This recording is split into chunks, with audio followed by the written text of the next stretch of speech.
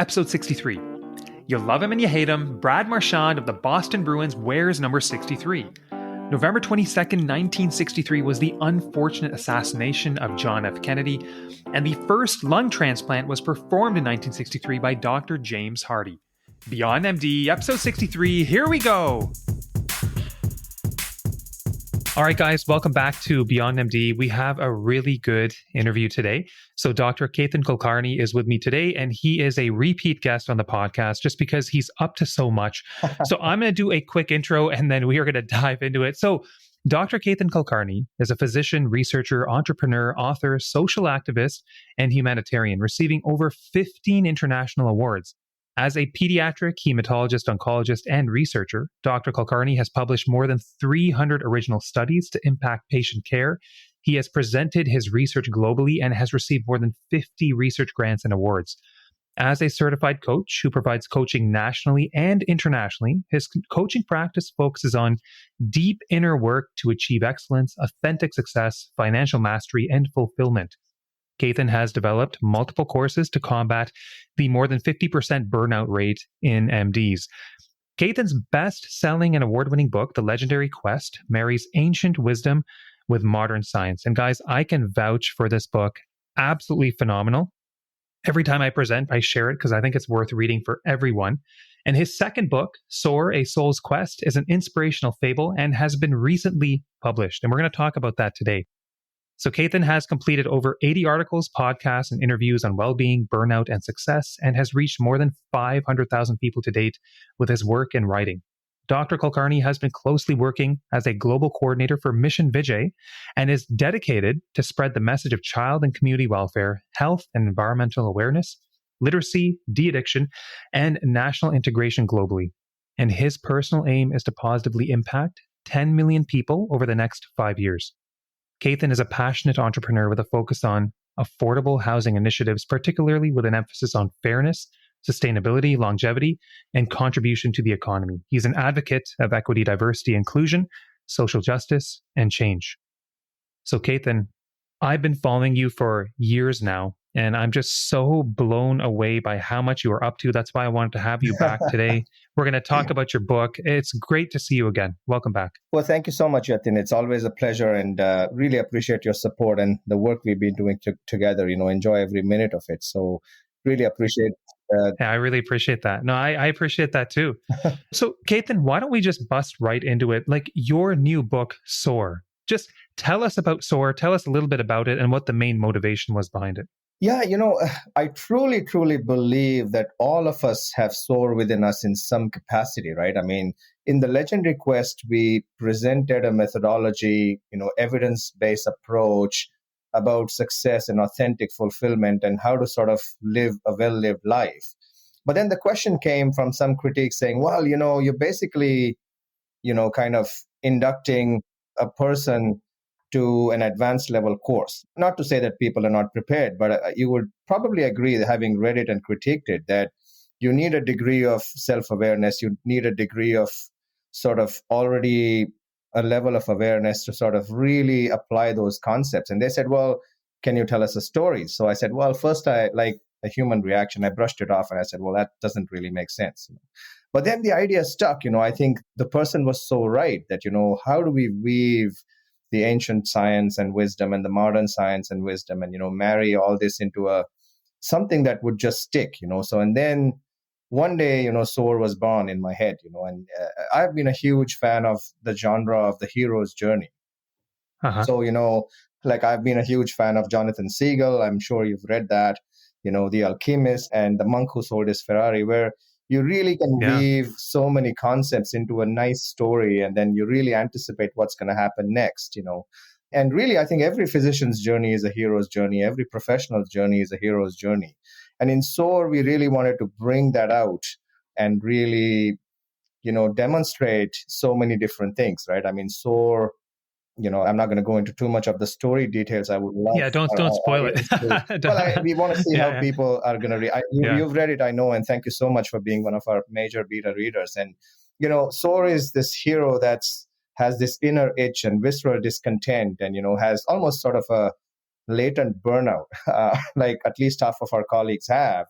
And then, our stifled hero is almost forced to abandon what's known to him, what's familiar, and go into the uncharted territory, go into the unknown, and take the steps and encounter all the different people he's going to encounter, and then learn what he needs to learn. And then it goes full circle, and there's twists and turns and all these issues. And in that, we've tried to really kind of embed the ideas and concepts and the evidence from the legendary quest. So we're very excited. We're really thinking so far the Yeah. feedback has been phenomenal. And it really, we wanted to highlight diversity in it. So, we have 3 authors from 3 continents with 3 different backgrounds. Considered impossible that they can write a novel together, but we did it. It happened. My daughter did all the paintings for all the 18 chapters. I did the cover Oh, painting. wow. We kind of Wow, just that's tried to beautiful. make it as diverse as possible. We had about 20 beta reviewers. We had a lot of people critique it. We had a third professional editor edit it. And then we tried to go the full meal deal. And, the world's number 1 Wall Street analyst found it fantastic, and he agreed to go on the back cover. So far it's been great. And Oh, the whole amazing. idea Amazing. around this, I think, is to have really a meaningful impact on our community and really kind of generate the awareness and highly encourage people to take their own heroes' journeys and go on to do the best possible people they can be. I love it. Now, can I ask you, the character, like the protagonist in the book, Soar, like, is that based on somebody you know closely, or is it more just an embodiment of, the individual that we often see in our day-to-day lives who's just striving for more but just feeling stuck? Or was it actually based on somebody you know? Well, I think, and that question came from at least half of the beta reviewers saying, well, who's this? Is it you? Like, a lot of people thought it was just me. And, my answer was that, of course, it's partly me. And of course, it's partly all the other authors. But like I started with saying that, I think there's a Soar in all of us. So, there's no way there's going to be anybody that doesn't resonate with Soar's story, Mhm. story, because, how many of us have felt like an outlier? Most hands go up, and how many of us have felt stuck? A lot of hands go up. How many of us have felt challenged, and how many of us have had to make difficult decisions?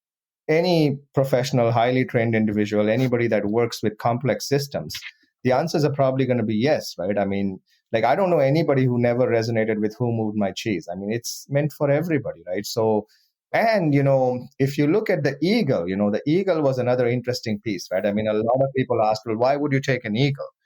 Like, are you trying to say that it's top of the predatory birds and it's for the high achiever? I said, no. I think we're coming at it from the angle that eagles are magnificent birds, right? I mean, they have importance in mythology, they have Mhm. importance in ancient wisdom.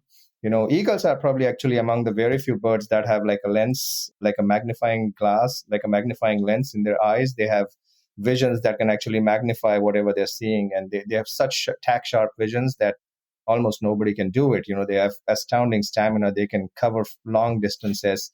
The physics of flying is so phenomenal. I learned so much about eagles.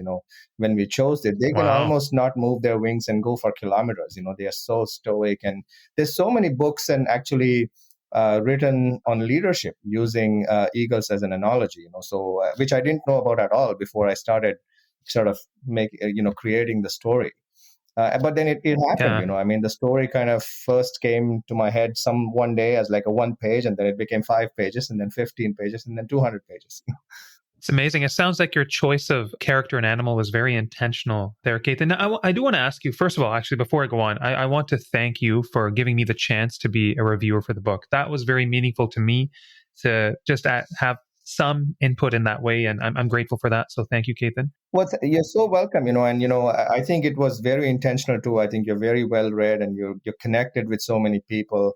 You're very self-aware, and we really wanted sort of representation from all sectors, right? So, from the PhD side of things, from nursing side of things, from Hmm. physicians, from entrepreneurs, from Wall Street people. So just to cover all spectrums and really beta test our book to see if it actually conveyed what we hoped it convey. And all that was useful. We dropped a couple chapters, we added a few new things, Hmm. we changed some of the ideas, and it really, we're very thankful for the feedback. Couldn't thank you enough. Of course, of course. Now, The Legendary Quest is a book based more on theory, Yeah. whereas Soar puts those principles into practice through a story. Which one was harder to write? I'm curious because it's a different style of writing, and start to finish, how long did it take you guys to write Soar? So the writing, yeah. So to answer the first question first, I think the Legendary Quest was harder to write in the sense that we had to do a lot of research in it. It wasn't a Hmm. completely free spirited book, right? You couldn't say something that's you cannot validate and vouch for, So we had to be really careful. We had to read Hmm. hundreds of books and put it together. And like I still have the whatever 60, 100 hours of Zoom recordings that we, critique the methodology for the Legendary Quest. Soar, on the other hand, I think it's almost like no, but I just want to make it sort of simpler that, Legendary Quest was right and left brain, but Soar was more the left brain. You got this free canvas, and you just got to go fly and create something and gives you Yeah. this huge opportunity, And the way, I mean, Chris is now an author, a writer by profession, and he kind of lives in London, in near London in England. And he also really added full flair to it, right? I mean, the way we worked it out, and we intentionally wanted to have a vivid sort of description in it, so that we wanted the reader to fly on Soar's wings and really experience it, right? It's not something to like you could read it in a day or two, but the impact it would have would be better if somebody just took the time and just kind of reflected and stopped. And Warren Barry, one of our other, he was a massage therapist turned entrepreneur and now a business coach, coaching widely in North America. He said, there was points where he just had to stop, and just kind of let himself reflect and deeply resonate and think about things. And there's going to be some exciting, workbooks and different things come out of it. So, we're quite excited, how that's going to fly. Ketan, I'm sure there's a lot that you learned from writing and publishing two books. What are some of the key lessons and takeaways for you? I think the first thing is to get started. If you're interested in presenting your ideas and, really contributing positively to the globe, you don't have to necessarily write a book. I think you could start with articles like Mark Sott's articles are great. I mean, and what you're doing is probably same as a book, the podcast, they're very well thought out and really bring out the Oh, best thank you. from different Thank you. people. No, Yep. truly, I mean, just not for the sake of saying it. I think you can add value in so many different ways, but if you're going to embark on a book, then I would really say that you have to be passionate about it, right? I mean, you have to really think through it and really run the idea by the people that are near and dear you and your friends and circle and see how much it sticks. Do a lot of homework, do sort of a lot of beta testing, and really do a lot of research. You have to have that research open mindset that, you start somewhere, but maybe you're going to land in a very different direction, after a while. And if you're going to, the hardest thing to learn was actually, like Legendary Quest was okay, like if you're writing a more abstract, more theory, more scientific book, as physicians or trained professionals, we can stand on our own 2 feet and say that we are going to back the books with our own credibility. But when we embarked on the fiction part of things, like with our second book, little did I know that fictions cannot really be self-published, right? I mean, fictions need to Hmm. be actually properly published in traditional way. And I'm glad that I didn't look at the literature on, getting a publisher before we finished the book, because the data is, if you think publishing in medical academia is hard, good luck writing a book, right? I mean, I think Wow. it's Wow. like far less than 1% of the novels ever get published. It's awful. Really? Yeah, it's Oh, my pathetic. Like, goodness. I did not know that. Okay. yeah. And then Chris one day said, well, now we need to start approaching publisher. I said, oh, yeah, we'll do this and that. Then I said, yeah, maybe we'll reach out a few. He said, no, no, no, no, no. You're probably going to look at reaching out to more than 1,000 people. I said, are you kidding me? Like, I'm not going to do that. But yeah, it ended up actually being, I think, about 300 or so approaches, and it's just the process, like it's so difficult. And not because people are not good writers. I think the process has just become so difficult because it's based on metrics. And, for publishers, it's books are not, like Apple computer, right? They're not $1,000 item. Hmm. They're small, relatively small value in the market. So if you look at it from their standpoint, they want to make sure that their numbers are met. Like they can't be read on everything, right? So, they have literary agents, you wouldn't believe, like a lot of the literary agents in Canada, their turnaround time is about 6 to 8 months. And then if you get picked up, then they'll kind of connect with the publisher. So you could be 2 or 3 years into a book still Wow. unpublished, right? So Wow. I think, the long and short of it is that, by all means, we should all try to go with a publisher. But, oftentimes there could Hmm. be books where you could, especially if it's like an abstract book, you could go self-publish it and, really stand on your own credibility. But the word of caution is to really, which I learned from a lot of people, was to stay away from like predatory journals, from what they call, I think they Hmm. call it vanity publishers. There's a lot of publishers who would charge you a lot of money and sort of get your book out. I don't think they do really well. They don't invest the time and the effort because you're paying for it, their costs are covered. Hmm. It wouldn't really matter to them, what happened to the book, right? So Okay. Now, last question for me on book writing. I'll be honest, Ketan. One day I also wish to write a book. I just I see think you writing a should. book. Well, I would love to. You know what? I just feel like I have a lot of learning to do still to get there. And I think a lot of the things that I'm doing right now, it's a good test to see, well, what do people find important? What really resonates with people? And then you put things out there and then you figure out, well, I think this is the most high yield material that I maybe need to include in a book, which I would see as, my chance to just, physically have an impact on the world there. That's a sign that, you've come a long way, you've done this learning and people want to hear your voice. But, I just want to know any tips for writing a book? Like, did you actually sit down and write it chapter one to whatever chapter, or whenever you had thoughts, would you just kind of scribble down notes on a chapter in random order? I imagine you have to use your time pretty efficiently when you pursue this process. Just curious. yeah, and I can tell you if we have the time, I can tell you exactly how we did Soar. So I think it was one of the winter days when the story just happened in my head. And, I wrote the one pager saying, well, roughly speaking, the six parts of the story look like this to me. Yeah. And then I wrote it down and then I sat on it a little bit. And then I broke it down. And then Francis and I sat down, I sent it to him. We went back and forth. Then he kind of asked me to do a lot of homework and build up the story. So then, I took it like, at the time, not chapter by chapter, but portion by portion. So, each of the six portions, I built it up into like 2 or 3 pages of more details. And then I Mm. started painting the characters. Hmm. And then, I started painting sort of roughly the scenes. And then once we broke it down, we got to about 10 to 15 pages. Then actually, after a lot of discussion, we started writing. And then at that level, then we decided to basically go what we call passage by passage. So, for the first portion of the book, which later on became like first 3 chapters, we broke it down Hmm. to like, each passage. So each chapter would have like 4, 5, 6 passages. And then we kind of broke it down by passage by passage. So you have to sort of really come down to each passage level, right? Because you can't really suddenly think about the whole chapter. You could write probably a whole chapter in a day or so, but it may not be the best quality, right? So Hmm. yeah, that worked for us. Like we went passage by passage. Okay, that's really interesting. Thank you for sharing that, Ketan. I want to pivot a little bit now, and we'll blend all the things that you do. We'll bring it all together here. But so, if I recall correctly from our first interview, you talked about some of the things that contributed to you becoming burnt out, and you were very candid with that. But now, Ketan, when I look at what you do, and I think you were practicing a lot of medicine, Mhm. writing a lot of papers, and I think that eventually, as it does for many people, one thing led to another. And I believe you talked about all of this contributing to you feeling burnt out. But now when I look at you, Ketan, okay, you're a practicing physician, Mhm. you're a researcher, you're a coach, you've created courses, you're an author, you're a father. To me, it seems like you're doing more now than you ever did before. So somebody may come back and say, like, do you ever feel burnt out now? How come you're not burnt out now? Can you talk about this? Like, just reconcile this? Yeah, Because absolutely. And I'm blown away by how much you do and how much you put out. It's amazing.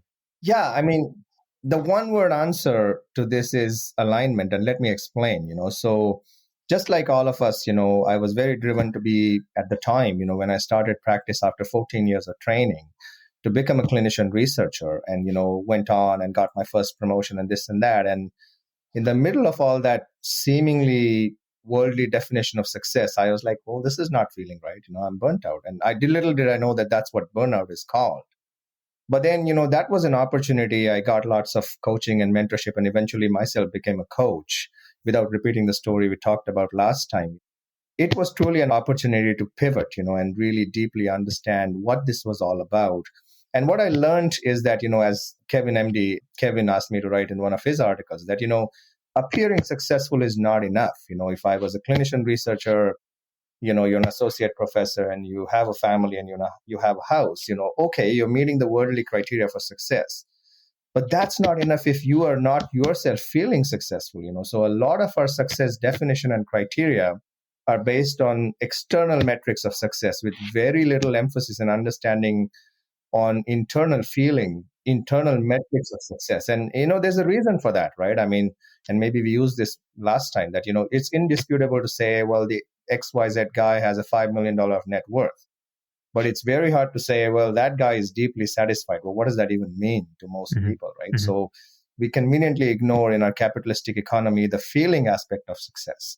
And then, that gets us on a hamster wheel and the hedonic adaptations and all those mental traps, So I think, that shift in identity truly helped me connect again with my core values, and really understand what it is that I want to do, and now helps me align with what I want to do more and what's meaningful and purposeful for me. And that's how things have morphed and evolved into doing all of these things. And don't get me wrong, I still have difficult days. There's nothing to hide there. You are going to have challenging problems. A deal didn't work out. You maybe lost money in the market. You wrote a very bad article. You got 3 rejections on a paper. A student didn't complete the project.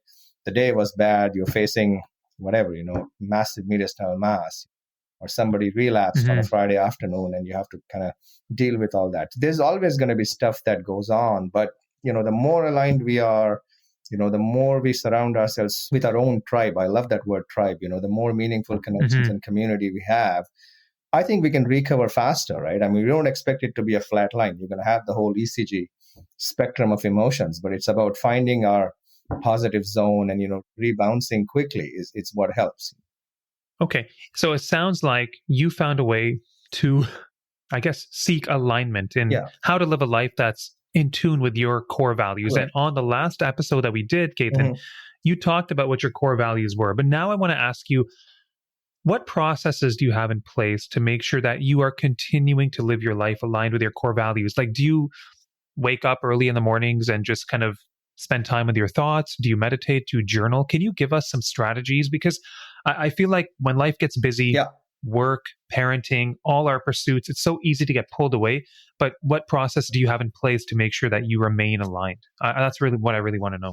Yeah, that's a brilliant question. I'm a late night person than an early riser. Some of my mentors think that's just habit, but I tend to disagree with that. So, I'm not the 5 a.m. rising person that's going to sit down. But I agree with all of those strategies. What I like to do is to have a mental vision board. And, even if you're having a difficult day, just to take a few minutes, even if it's 1 minute or 2 minutes, take a minute to just reflect on what your mental vision board is, who you want to be, and, what kind of person would be that achieves all of those things, and really kind of practice that. They call it in the scientific language, the art of cultivation, right? So we cultivate ourselves to be that person that we really want to be. And then on the hard days, particularly, right, it might many times it feels boring. It's like, well, your mind is going to try to shut it down, saying, well, you're never going to get there. You're going to have all those negative thoughts, but you just have to not let them go and kind of believe your own process and believe your authenticity. And, if you're passionate about it, if you've figured out your core values, if you're truly aligned with your vision map or vision board, you will spring back, right? And then, talk to your core circle, and I do that too. I, of course, like everybody else, I screw up and, I did this wrong and I did that wrong, or I had a conflict here. I get advice, say, I did this, what would you do? And, is this correct or wrong? Or, what do you recommend? And, if I'm stuck in a thought loop, I talk to close friends and say, well, I'm stuck with this for the last 2 days, and then they kind of talk me out of it. Or self-coaching works quite a lot too.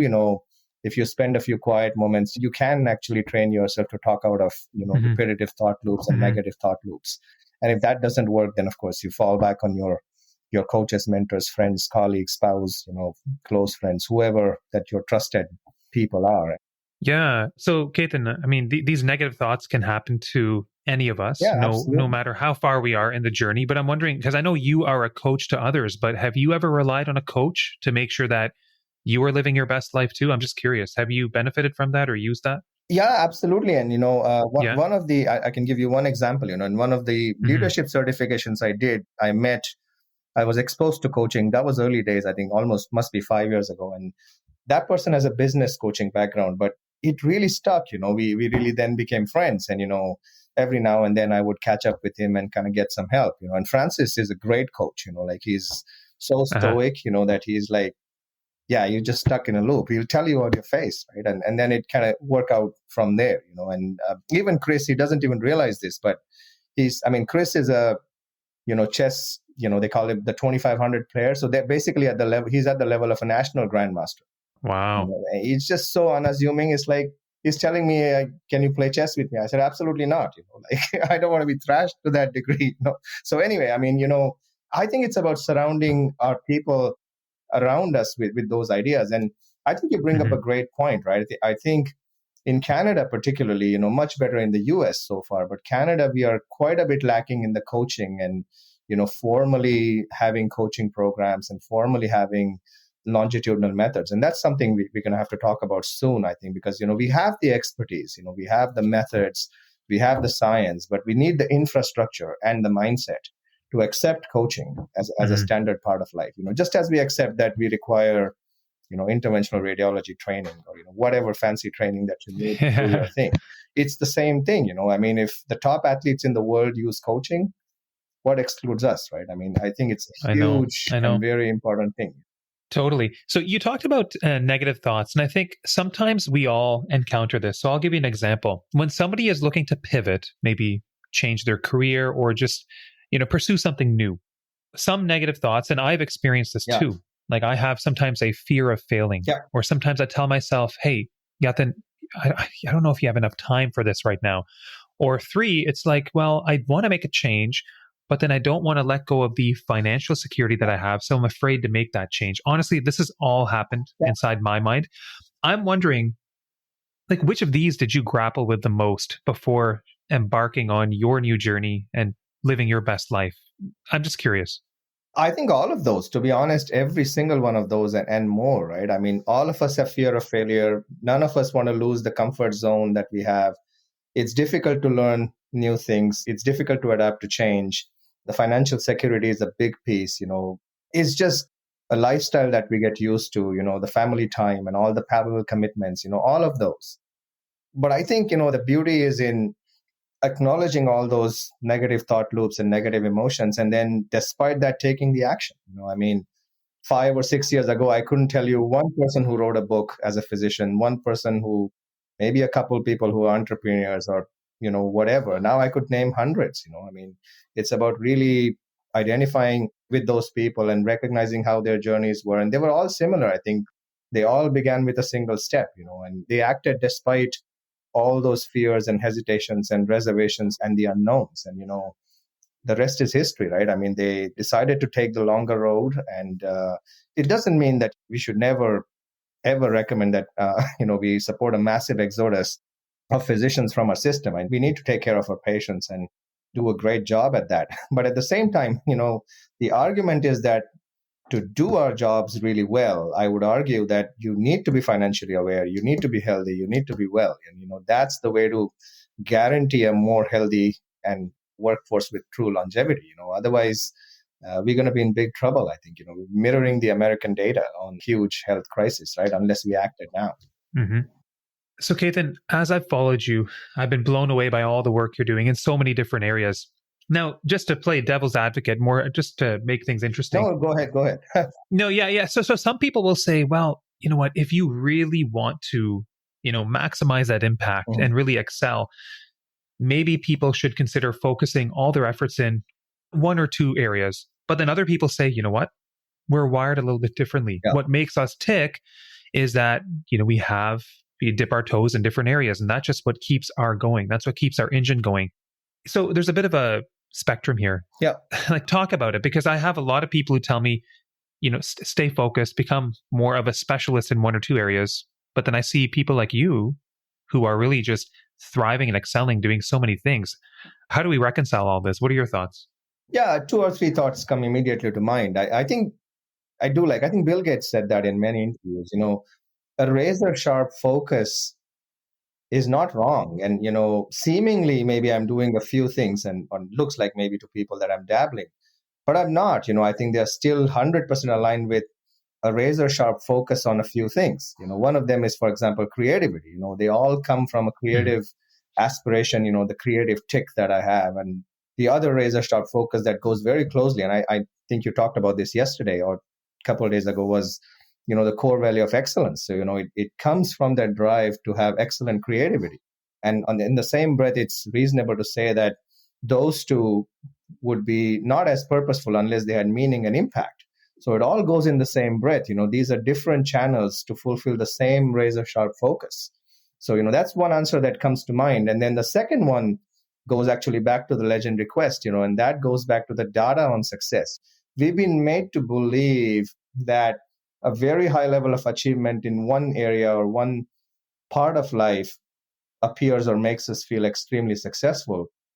But the data is completely contrary to that. Most Mm. people who felt highly successful and highly fulfilled over long periods of time, not a short period of time, had a very rich fabric of, lived experience, success, positive experience in all different spheres of life, and, they were able to do what they call linking and switching. So take one part of life to a certain level and then feel okay with that and move on to something else, right? For example, play your golf to, like, say, provincial level, but then take care of your family and then, do your work and then, do something else. So it's Mhm. not, we somehow, maybe the media drives this or the internet drives this. It's not like you're quitting everything. I've done that. I'm a culprit to that, you quit everything else and you have this laser sharp focus.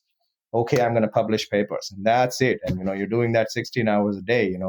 In the short term, maybe you're going to produce as many papers as Einstein did. But in the long term, other people would probably tell you that this is going to end up in a disaster because you might burn your energies, right? I mean, this is where, I lost a lot of my hobbies along the long medical training. And, there's so much data that, it's not just, spending time or something else. It's actually fueling your energies again so that you can create in the area of your focus, taking that mental break, the walk in the park, whatever it is, walking your dog, whatever simple thing, building Lego. I've got a Lego piece sitting around here. So, that's a good example. So, That's awesome. I like that answer. You know what? I like that answer because they say time is finite, but our energy can be replenished. And we all have different ways to do that. So that resonates with me. Now, what I was interested by, Ketan, I know you're a coach, and I think that your coaching efforts do focus on helping people overcome burnout. And I think one of the things you mentioned was that you focus on deep learning as a way to overcome burnout. Can you tell us, like, what does deep learning mean to you, and why is it important in overcoming burnout? yeah, I think deep learning, if we break it down, Francis would give you a 6-hour answer, but, without going into the details, I think a simpler word is really what we call thought work. And, even that's an incomplete terminology. It really comes down to doing thought and emotional work, in the space of developing self awareness. So, as we described in the legend request, the model that we thought was the most impactful in the modern context without going deep into the spiritual realm and, all the complex stuff. We thought that if we could bring self-awareness, as in awareness of your own core values and your own pros and cons, and really if you were able to focus on yourself and be aware of your thoughts and emotions, then you would find that space. You would find a space in your conscious awareness that you are not your brain or your thoughts or your emotions. And this is very well known in the modern coaching world that, there's a distance between your cognitive awareness and the thoughts and emotions. And the more we work on that, the more we learn that any thought and emotion is basically a choice. And that's basically developing intentionally the thoughts and choices, the thoughts and emotions that you want to cultivate and develop in order to become the person we want to be. This sounds like convoluted language, but Mhm. it really isn't. I think it's very simple ancient wisdom. And the core of it is really cultivating self-awareness. And I could say that that's not spilling the beans. I think Soar's tale is also a tale of self-awareness, because ultimately, we could try to name it whatever else, to look fancy schmancy in modern world, but the wisdom has been known for thousands of years. It's in Mhm. every ancient wisdom book in every part of the world that I've read. They might call it something different. It's in the indigenous culture. It's in the Toltec tradition, it's in the Chinese tradition, it's in the Japanese tradition, it's in the Indian tradition. You go anywhere, any ancient wisdom revolves around self-awareness, so there's no going away from it, to have a higher level of existence. I think the fundamental part is to learn to become more and more self-aware, not to be consider ourselves superior to others. If anything, the more self-aware we become, we realize that we don't know anything, and there's so much to learn. I love that. Ketan, with everything that you're doing, practicing medicine, still doing research, coaching, writing books, being a dad, can you talk about some of your time management hacks, things that have worked for you and have allowed you to achieve everything to date, but at the same time still live a somewhat balanced life? I'd love to hear this. Yeah, absolutely. And, I always used to think about time management as what everybody calls time management. And, until I was exposed to this mentor, who said that, well, you're not really managing time. What you're doing with your time is to manage tasks. So in a given day, say you have clinical tasks, you have your, say, entrepreneurial tasks, you have your writing work to be done, this and that. So you really have to figure out how to maximally leverage your time to fit in the tasks that you can do. So I think it comes down to, again, having extreme clarity on what's important to you, really figuring out how to effectively do your tasks, really not power through them, but have the focus and energy it needs in that particular area of work that it takes to do it. And then continue to monitor your master plan, right? I mean, are you focusing too much on eating junk food or, just not compromising family? It's going to happen some days. Like, there's weeks when I'm not playing with my kids, there's just no time. And then you just acknowledge that. But try to intentionally put in the effort next week that, okay, now I want to play a little bit, whatever, do the wrestling match or you go do some skating or whatever else it is that works for your family. But again, going back to the success model, if you can build a rich fabric in different areas of work with effective time management and effective task management, we can train our brain. It's about unlearning what's not useful and relearning what's really effective and useful. And one thing that really helps me is to have efficiency, right? I mean, like, I don't like to sit on emails, I like to respond right away. It does mean some extra work and extra cognitive load, but you can train your brain, right? I mean, a lot of that data comes from the big entrepreneurs, like Bill Gates or Elon Musk. I mean, they'll tell you, you can use this so much published data on how they achieve, how can they run 15 companies? In front of that, we're just doing minuscule amount of work. How do they make all that many decisions? So they really have this laser sharp focus and really make important decisions the priority and keep things simple in life, right? I mean, they make those big decisions and kind of really, you have to cultivate the intuition. You have to cultivate the ability to make decisions. You have to sort of be decisive. You have to cultivate efficiency. I think it's about training your brain to a higher level of performance. Like Jim Quick's book is really good on the limitless brain. I'm kind of drawing on some of those concepts. A lot of the limitations we impose on our brain are exactly those, the limitations we impose on our brain. So we can unlearn that, right? I mean, we can really, he argues very beautifully, I follow him and, we respond to sort of stuff to each other. And I agree with his argument that, we can train, we don't have to necessarily call it limitless, but we can train to maybe 1 to 3 steps higher. What's this book called? Oh, it's called Limitless. Oh, it is called Limitless. Okay. Just like the movie. Yeah. Yeah. Okay. Yeah, exactly. Okay. Interesting. Yeah. And I think he came up with a new one now. I think it's called Energize. No, I think it's Limitless Expanded or something like that. It's just coming out now. But interesting stuff. Yeah. Ketan, I do want to also pick your brain just on the financial side, because I think you're the type of person, I think you can have a conversation with anyone about anything. I can tell you're very well read, you're very curious, and you continue to learn. As I've learned about finance, I've learned a lot over the years, and I think I'm in that, you go through that awkwardness phase where you're learning about all these new things, and sometimes initially you get excited and you think, because of a bit of a recency bias, what you've learned may have a huge impact on your life. But then as I take a step back and look at everything I've learned about, I really do believe, Ketan, that I think a few basic financial practices will give us the majority of that impact as long as we kind of stick to our plan. But I'm just curious for you, like, what has moved the needle in the right direction for you and your family the most when it comes to like how you think about money or your just overall approach to finances? I just love your take. Yeah, exactly. And, there could be 2 answers for that, maybe, but I'll answer the latter question first. I think And you said that in the other day's talk. I think you really have to be very intentional about your money. I think the biggest needle mover is to live like a resident for the first few years of your staff job, because when you actually have that differential of higher income from staff job, Hmm. but you don't just have lifestyle creep into it, you create that big Hmm. cushion of nest egg. Because I have a lot of non-medical friends now, and it's truly, I speak about this very openly now. And I think the very fact that our training years are extremely long, which is required, in the current standard, Hmm. it does cause an income loss. Like a lot of people in other professions are already working when they're 25, and they're saving up monies, and to really not just, it's not a race, but, to kind of even Hmm. match what they're doing, you need to really park quite a bit of money in the first few years of staff job, to really have that cushion and get started, whether it's your first home, or, whether you're going to start a business or simply get into the stock market or start developing a investment portfolio. I think you need that capital. And, the quicker you can do that, I think that's going to Hmm. move the needle the most. Like you said, I love what you said, right? You're intentionally not driving a BMW X7. Nothing stops you. It's funny, they're the quickest to give you a car keys of any car you want without asking any question, because it's a depreciating Yeah, commodity, right? It's so enticing, like if your neighbor is driving a Ferrari, it's so difficult, it is hard.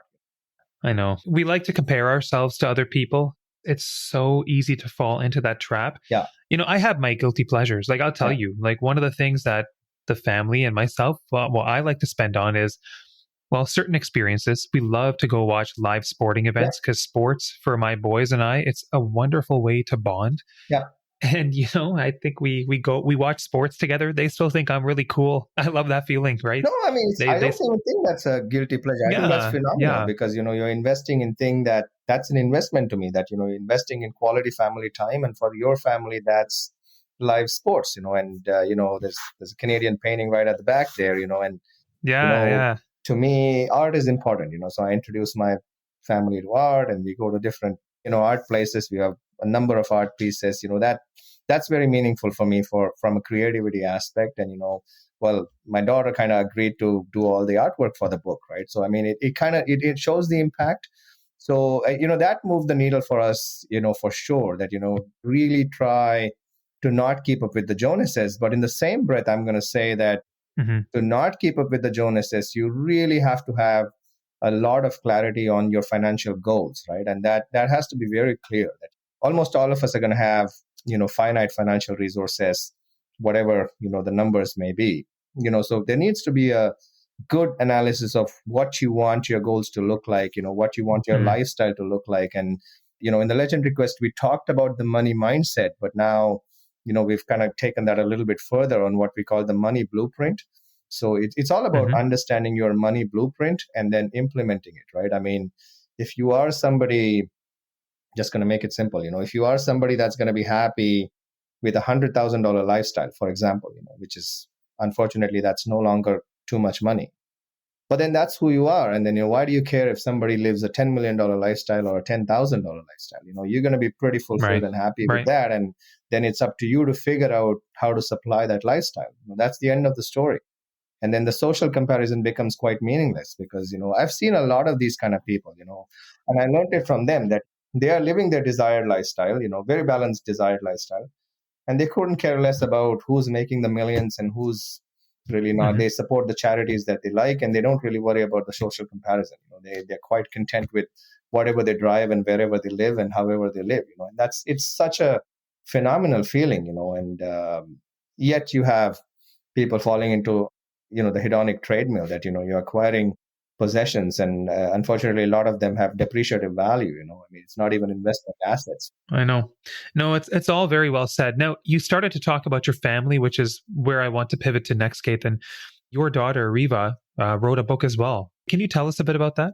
Yeah. Well, that's a great question. Yeah, I forgot about that piece in terms of the Soar. So what happened is, as Soar was being written, the idea came that she was sketching one day, and then we said, well, maybe we should get you to. I didn't tell her in the beginning. I was directing, said, well, can you draw this? And can you draw that? And she didn't quite figure out what we're doing here. So she was taken aback when it all came together.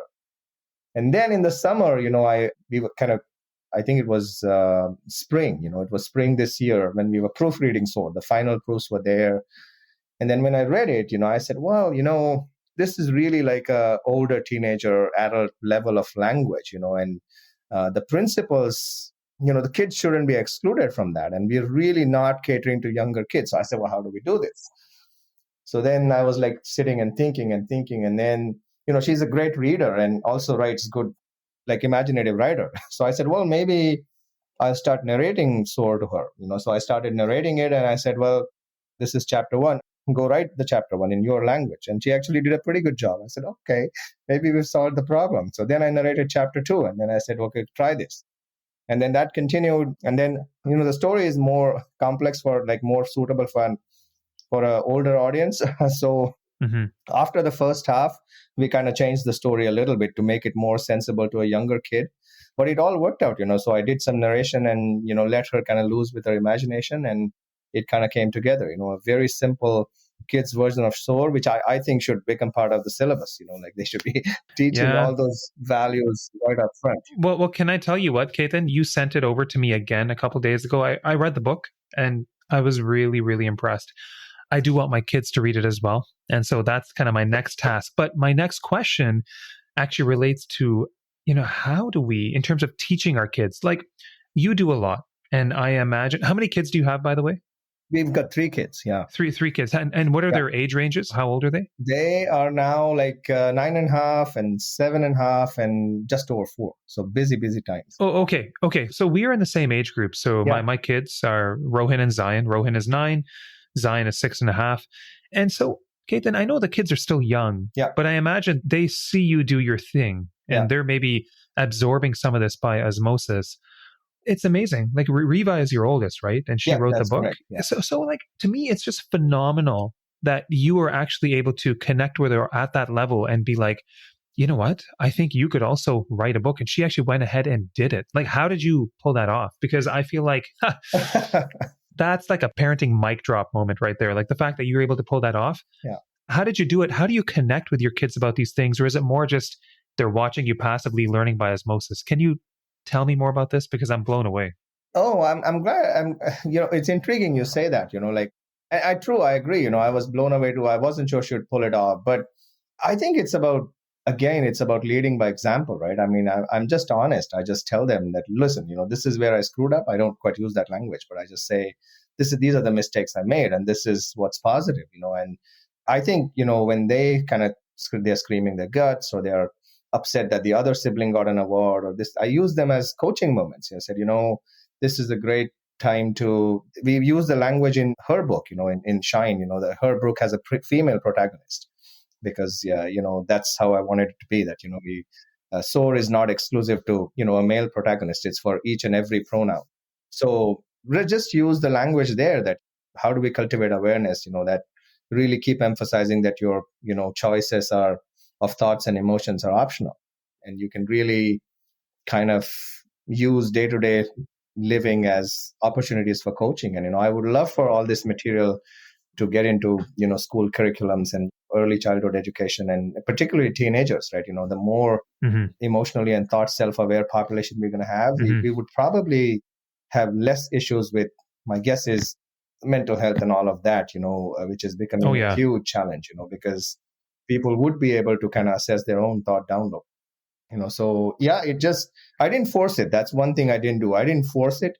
I didn't say you have to write this. It took a while. I think we did about half the book and then it sat on the backbench for a lot of the summer. And then suddenly we took it over again, and then it was interesting, right? I mean, the interesting piece was that I said, well, we're not going to use the picture that you did for my book. So she said, well, what do I do then? So then they redid all the pictures. And then the younger sister said, well, can I do something too? And so she did 2 or 3 of the pictures, so she was that's so nice. Out. That was so cute. I was like, okay, well, I'm not sure. So she tried the eagle. That didn't quite work. So we had to kind of work through a bunch. And then we picked 2 or 3, I think, that kind of thing. I love it. I just love that you were able to connect with your kids on this level, sharing your passion with them. And it really resonated with them from what it sounds like. So, Ketan, I know you want to impact millions of people, and I know you will, but I just want to know, at the end of the day, what do you want to be known for? Like at the end of the day, when all is said and done, like what would you want people to say about you and the impact that you had? Well, I would love for them to say that, I left the world and if they've interacted them in a better place than where they were, so that it's meaningful and purposeful to them. Okay. You seem to be, as somebody who's very well read, you like to read. Any recent books that you highly recommend or any favorite books that you want to share with us here? Recent books, let me think about that one. Because I have one for you that if you, maybe you've already read it. So you mentioned one book today, The Monk Who Sold His Ferrari by Yeah. Robin Sharma. Yeah. Have you read The 5 a.m. Club by Robin Sharma? Yeah, I did. Yeah. Oh, okay. That was one of my favorite books this year. I read it. He's great, That book is just phenomenal. So I was like, in case you haven't read it, I suspected you already had. Yeah. It's a beautiful book. No, he does some great work, and he's Canadian, right? He's a Dalhousie graduate, so I have a special connection. Well, the funny, what a small world it is. So when I was in undergrad trying to figure out my footing and get into med school, I ended up doing research with his brother, who's an ophthalmologist at Queen's. Oh, and then I learned about, his brother is Sanjay Sharma, and he's also very active in many areas, really smart guy. And then I learned about Robin Sharma, read his first book, and then I came across the 5 a.m. Club, and it's quite something. So. Yeah, I mean, the book I'm still reading it. It's been kind of a slow, but the book that I would talk about is called The Ride of the Lifetime. Mm-hmm. And it's by Bob Iger. He was the longest serving CEO of Disney. Yeah. And, that's a good book. Yeah, it's a great book, I mean, and the first few pages, what's captivating is how he talks so openly about all the big challenges. We think it's all hunky-dory and nothing happens, right? And he talks openly about, well, if you're leading an organization with 150,000 people, things are expected to go wrong constantly, right? I mean, it's impossible. Mm-hmm. I mean, we can't get our small team of 15 to always work efficiently, So, yeah, anyway, I think that's the phenomenal book. I haven't finished it yet, but I've been slowly reading. But I've been doing some enjoy. more ancient wisdom reading. I found some more Asian ancient wisdom textbooks, but they are scholarly interpretations by some world-renowned physicists and all that. So I've been, that's where I've been spending more time this year. I've been trying to read the scholarly translations of major worldly religious texts to come at it from the idea of how do we understand this at a deeper level without the biases, because if you ask somebody who follows a particular religion or a religious belief, it often gets tainted with biases. So if you go to scholarly translations, I find you throw all that out and you just get the gist of the material. Oh, that's amazing. So, Ketan, going back to your book, where can people find your book, Soar? Yeah, so Soar, very fortunately, our publisher did a first print run and that's gone now.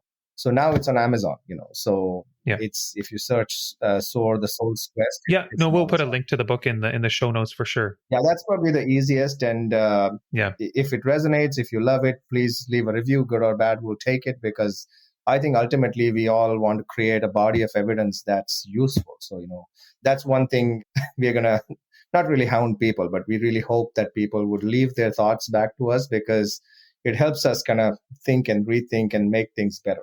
So any positive or negative feedback is welcome. Yeah, absolutely. And Ketan, you know what, just following you over the years, I'm just so amazed with what you were able to pull off. And I'm also grateful for the friendship that we formed. You've been a supporter of me that I've always been very grateful for that. And I want to do the same. And I think you're doing such good work and impacting so many people. And I really believe you're going to impact many, many more people to come. So listen, I'm just wishing you all the success with all your pursuits going forward, and just keep up the amazing work. Well, thank you so much. It's been such a pleasure. And I am certainly going to hound you with some of the collaborative work for our group in Canada, right? So we'll certainly talk about that in the upcoming times. We've got a couple students working on some great projects, so we'll definitely keep you posted and other people posted on that. Absolutely, Ketan. I can't wait to hear about it, okay? It's been honestly I love talking to you. It's been an amazing conversation, and we will see you soon, okay? For sure. Thank you. Bye. Bye-bye, everybody. So guys, one thing I did want to mention is that the book that Ketan's daughter Riva wrote, which is called Shining All the Way, was also accepted for publishing, which is such an amazing achievement. I certainly hope it reaches the hands of many kids. And if you're interested in reading Ketan's book, which is called Soar, the link to that is in the show notes. I'm sure many people would love to read it. Amazing work done by one of our physician colleagues, so I hope that people will give it some consideration. Guys, thank you again for taking time out of your day to be with us. I really appreciate you being here. If you like what you're hearing, please feel free to share the word, spread the word with a few people in your network. And if you feel inclined, we would be grateful for any ratings and reviews. We'll see you in a few weeks. Stay well, stay savvy.